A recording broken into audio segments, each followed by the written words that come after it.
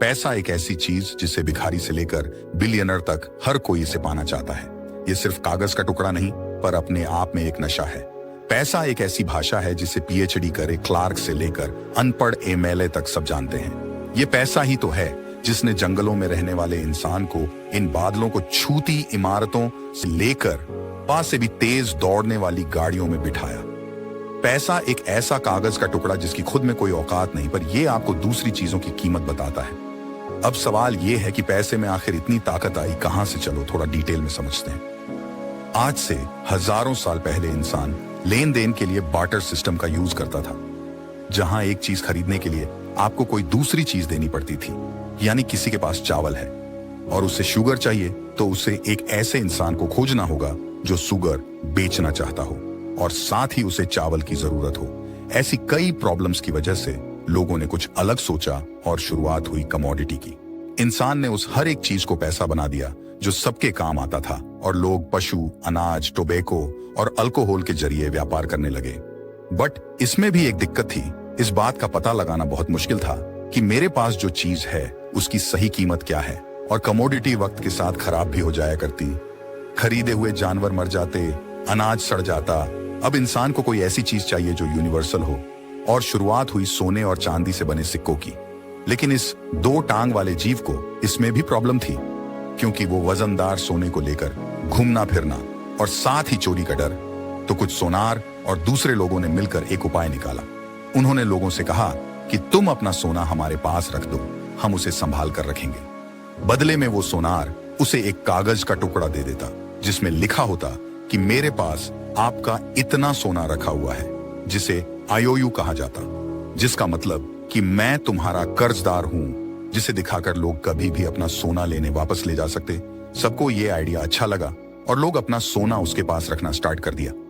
लेकिन कुछ दिन बाद सोनार लोगों को ये रियलाइज हुआ कि कोई भी इंसान सोना लेने के लिए वापस आता ही नहीं, और सब उस रसीद के जरिए ही व्यापार करने लगे थे, क्योंकि सबको यकीन हो गया था कि रसीद है मतलब सोना भी होगा ही।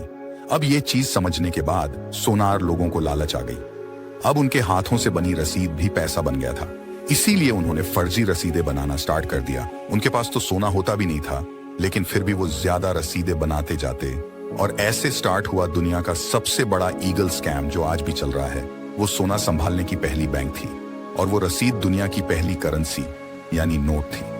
अगर मैं आपसे पूछूं कि एक बैंक कैसे काम करता है, तो आप कहोगे कि हम जो पैसे बैंक में डिपॉजिट करते हैं उसी से बैंक दूसरों को लोन देता है, और उस पे कुछ इंटरेस्ट चार्ज करके बैंक प्रॉफिट कमाता है।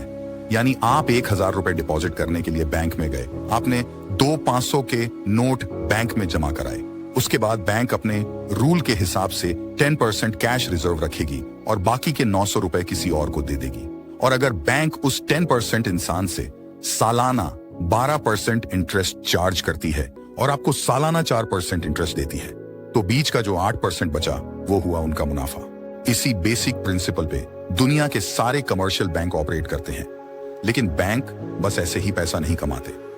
इसके पीछे एक बहुत बड़ी गेम छुपी है जो मैक्सिमम लोगों को नहीं पता। और वो गेम ये है कि बैंक आपके 1,000 रुपए डिपॉजिट को आराम से 10,000 बना के बिजनेस कर सकती है। मानो आप 1,000 रुपए बैंक में जाके डिपॉजिट करते हो, बैंक अपने रूल के हिसाब से 10% कैश रिजर्व रखेगी और बाकी के 900 रुपए किसी को लोन पे दे देगी। पर ध्यान से देखिए यहां हुआ क्या। आपको अपने पैसे डिपॉजिट करने के बाद अगर आपका बैलेंस चेक करोगे तो आपको वो 1,000 रुपये ही दिखाया जाएगा, और इधर जिस इंसान ने लोन के लिए अप्लाई किया था और बैंक ने उसे लोन दिया, वो भी अपना बैलेंस चेक करेगा तो उसे भी 900 रुपए दिखाई देंगे। इसका मतलब दोनों के पास 1,000 और 900 रुपए की परचेसिंग पावर है, जबकि उस बैंक के पास बस 1,000 रुपए ही कैश है।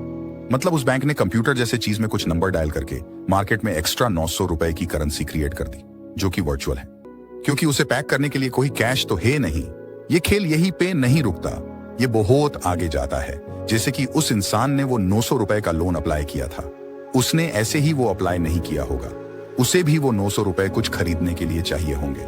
और जैसा ये पैसा खर्च करेगा तो ये पैसा सिंपली उसके बैंक अकाउंट से ट्रांसफर होके किसी और के अकाउंट में जाके डिपॉजिट हो जाएगा, और ये बैंक फिर से उस 900% का रिजर्व रखेगा और बाकी के 810 रुपए किसी को लोन पे दे देगा। ऐसा करते करते बैंक बस 1,000 रुपए के डिपॉजिट को 10,000 रुपए तक वर्चुअल करेंसी में कन्वर्ट करके बिजनेस करती है। आपको लगता है कि आपके पैसे बैंक में सेफ है, जिसे आप जब चाहे जाकर निकाल सकते हो, पर यह एकदम सच नहीं है। अगर सिर्फ 20 से 30% लोग भी बैंक में एक साथ पैसा निकालने जाए, तो बैंक आपको आपके पूरे पैसे वापस नहीं करेगा, क्योंकि उनके पास आपके सारे पैसे होते ही नहीं।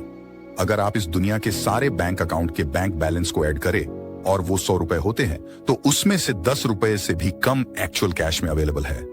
बाकी के 90% से भी ज्यादा वर्चुअल डिजिट है, जिसे आप अपने मोबाइल या कंप्यूटर स्क्रीन पे देख सकते हो। पैसों के इस माया जाल को जानबूझकर इतना कॉम्प्लिकेटेड बनाया गया है ताकि एक आम इंसान इसे इजीली समझ ना पाए और वो इस सिस्टम में ही फंसा रहे। लोगों को लगता है कि करेंसी और मनी दोनों एक ही चीज है, लेकिन ऐसा है नहीं।